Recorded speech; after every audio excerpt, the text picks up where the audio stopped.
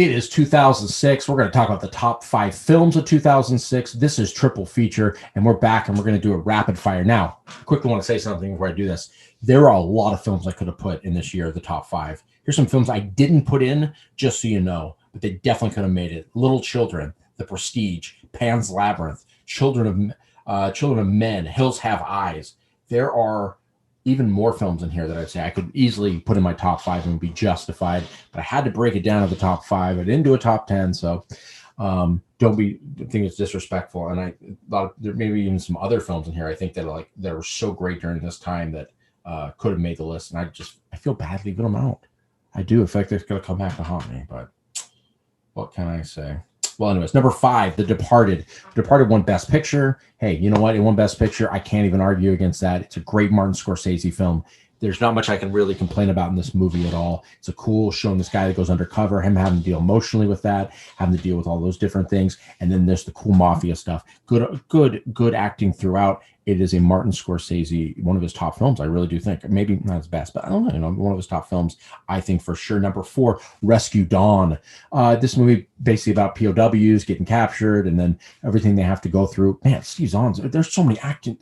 The acting in this film is just insane, and I feel like this movie kind of got just forgotten in a lot of ways. The only thing negative I can say about this entire film is the very, very last scene. It wasn't needed. It was goofy and weird, and I don't need it. I don't need this whatever it is. But the rest of the movie, geez, man, the best thing I've ever seen with POW. It just takes it to that next level. Number 3, Little Miss Sunshine. This is another dark comedy. It's about a family. It's about all these sort of things. But again, this movie is really funny, leads to some great characters, leads to a great ending.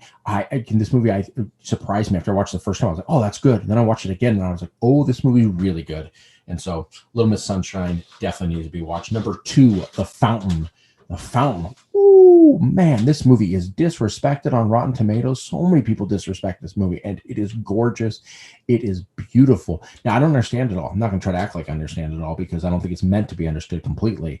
But man, Hugh Jackman in this floating around, and there's like space, and there's back in time, and a bunch of weird crap. There's like that ugly Mayan guy.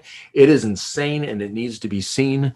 Guys, you have to see The Fountain if you haven't seen The Fountain. If you do see The Fountain, don't even try to disrespect it. That's all I'm saying. And number 1, I talked about this movie before, some movie you need to see, Perfume, the Story of a Murderer. Jeez, cool, dark fairy tale. Now, do not watch this movie if you're squeamish at all about anything a little bit dirty, because this movie even surprised me. I was like, wow, can't believe they just actually showed that.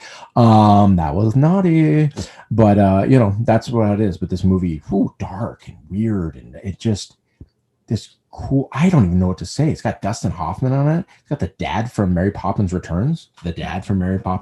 Guys, but without the mustache. Think about that.